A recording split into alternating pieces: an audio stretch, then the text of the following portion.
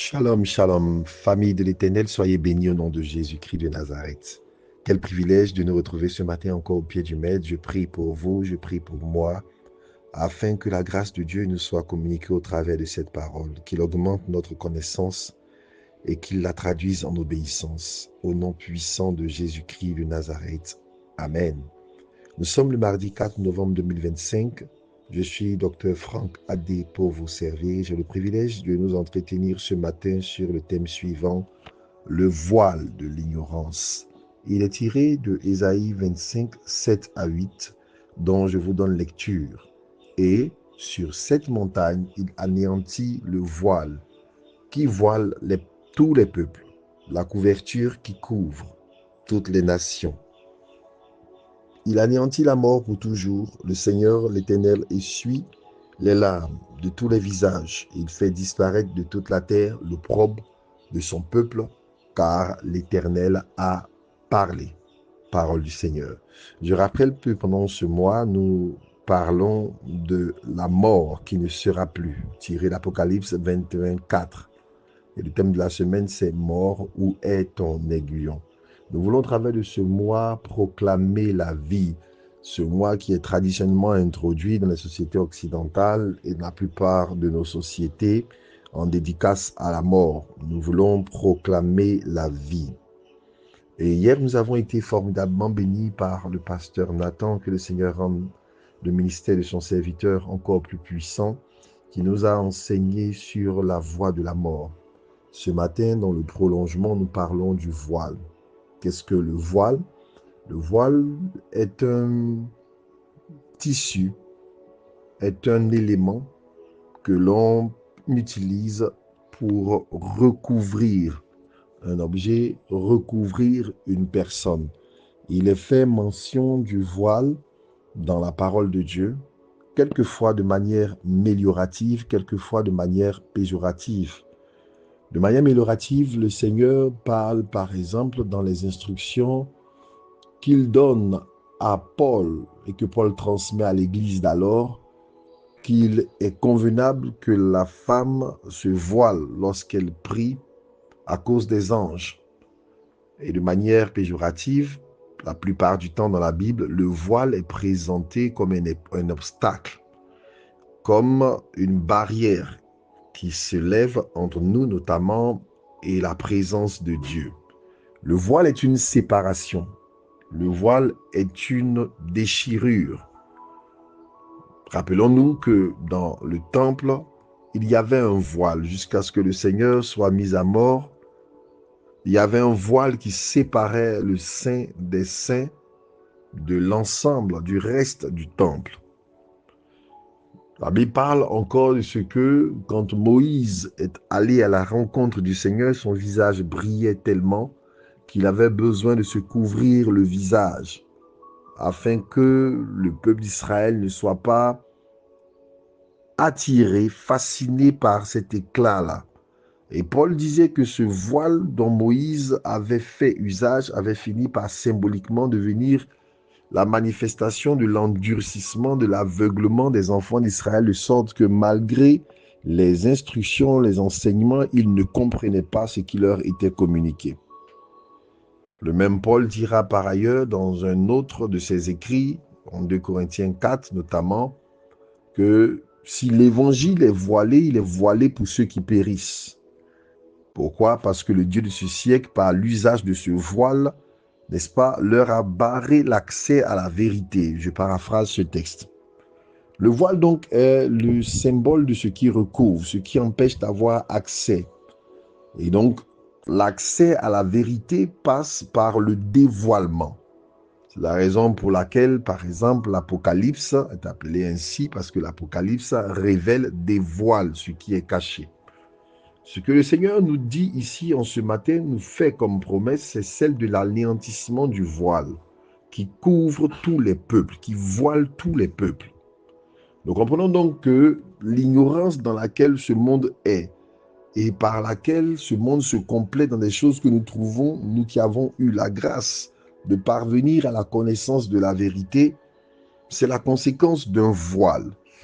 Personne ne peut avoir une raison saine et admettre que ce soit normal qu'un homme aille avec un autre homme jusqu'au point de se prendre pour mari et mari. Personne ne peut avoir une raison saine et admettre qu'un homme puisse décider de changer de sexe. Personne ne peut avoir une raison saine et valider toutes les hérésies, tous les égarements, tous les excès dans lesquels ce monde s'enfonce de plus en plus.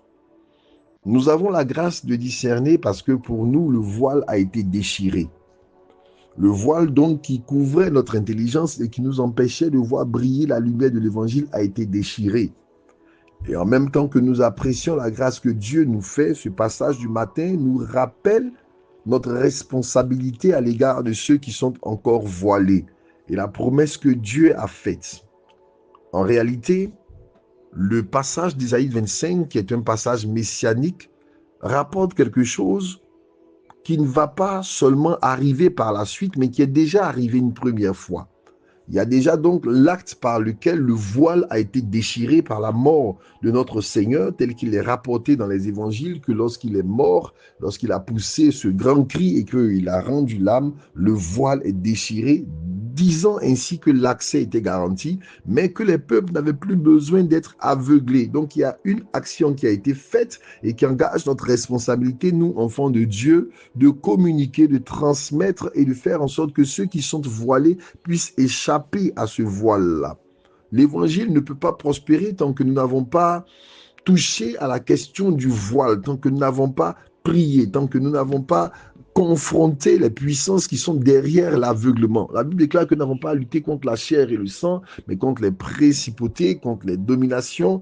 Et parmi cette hiérarchie satanique donc, que Paul cite en Éphésiens 6, il y a donc une catégorie que l'on appelle le ruler of the dark world, les dominateurs des ténèbres. Ce sont eux qui ont la charge d'inspirer les tendances les plus abjectes, les plus perverses, les plus destructrices, de sorte à entraîner le monde dans une frénésie de folie jusqu'à sa destruction complète. Et nous sommes en plein dans cette saison. Vous ouvrez le fil des actualités et vous êtes choqués des nouvelles que vous apprenez. Des gens qui sont tués pour rien. Je lisais ce matin qu'un homme en a abattu un autre simplement parce qu'il avait 13 minutes de retard sur la livraison de sa nourriture. Je lisais il y a avant-hier qu'une jeune fille en sous-âge, une enfant, a été abusée sexuellement au point d'être tuée. Je pense que vous avez dû lire cette histoire-là. Et le temps manquerait pour citer les événements, mais tellement horribles que vous vous demandez, est-ce qu'il est possible pour un humain de raisonner et d'agir de la sorte? La vérité, c'est qu'il y a un voile, c'est qu'il y a une manipulation, c'est qu'il y a des dominateurs des ténèbres qui ont répandu un voile et les gens ont l'intelligence voilée, l'intelligence obscurcie à cause des ténèbres qui sont en eux. Lorsque le diable vient dans le jardin et qu'il envoie ce mensonge qui produit la mort, tel que Pasteur Nathan en parlait hier, il envoie aussi le mensonge qui produit un voile par la falsification de la réalité des choses. Souvenons-nous que la tentation avait pour but de falsifier la pensée de Dieu à l'endroit de l'homme, de leur faire croire que Dieu n'a pas dit ce qu'il avait dit, mais de falsifier aussi l'image de Dieu en le présentant comme un Dieu mesquin qui les bloque, qui leur refuse l'accès à une connaissance, à une grâce plus excellente. Et c'est exactement la pensée dans laquelle l'humain moyen est. Soit il ne croit même pas en Dieu, ou même lorsqu'il pense qu'un Dieu existe, il trouve que ses commandements sont pénibles, ses commandements sont liberticides, ses commandements sont un fardeau, sont une charge et qu'il ne veut même pas assumer. C'est à cause de ce voile. Dieu nous fait une promesse, c'est que ce voile peut être anéanti. Mais comment il peut être anéanti? Par la proclamation de l'évangile qui est l'élément de vérité. Mais cette proclamation de l'évangile doit être précédée par un labeur dans la prière. Parce que Paul en parle, et je le répète, moi je suis en train de conclure mon propos, il dit que l'évangile peut être prêché et est prêché, mais il peut être prêché et demeurer encore voilé. Certes, il a la puissance en lui-même pour libérer, mais cette puissance ne peut être activée que si elle est reçue. Et elle ne peut être pleinement reçue que si le travail est fait dans la manière, de manière à ce que le voile soit ôté, soit déchiré. Bien aimé, le monde nous lance un défi. Le monde est plongé dans la mort. Ce voile comme un linceul dont on part, un mort enveloppe les intelligences et nous jette un défi en tant que chrétiens. Dieu nous donne les éléments pour déchirer ce voile de l'ignorance et pour amener les personnes à la connaissance de la vérité. Ma prière pour vous, ma prière pour moi ce matin, c'est que nous soyons conscients de ce que nous sommes du Christ, nous avons reçu la lumière, mais le monde entier est sous la puissance des ténèbres et ils ont l'intelligence voilée. Que cette compréhension nous aide à sortir de l'attitude de mépris, de jugement, de condamnation pour aborder une attitude de compassion et de prière sincère. Parce que nous avons simplement à nous poser cette question. Où serions-nous si nous n'avions pas reçu la grâce de la connaissance de la vérité? Que serions-nous si quelqu'un n'avait pas insisté auprès de nous à nous témoigner de la vérité jusqu'à ce que la lumière pénètre en nos cœurs? Cette même charge est la nôtre aujourd'hui à l'égard de ceux qui s'égarent. Il y a un voile sur les peuples. Il y a un voile sur les membres de nos familles. Il y a un voile sur nos collègues. Il y a un voile sur les dirigeants des nations. Il y a un voile d'ignorance et d'endurcissement qui précipite le monde vers ce chaos.